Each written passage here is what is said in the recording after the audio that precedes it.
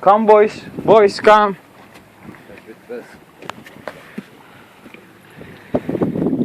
Hello.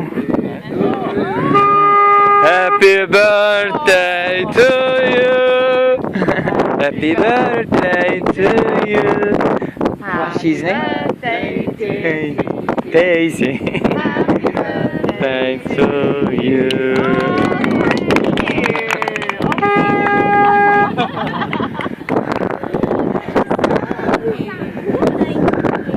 Yes, first you cut, okay.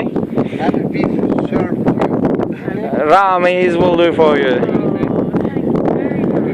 Yeah.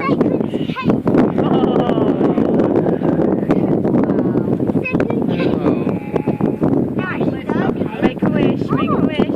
Wishing well. Oh, brilliant. Thank you so much. Wow, that was...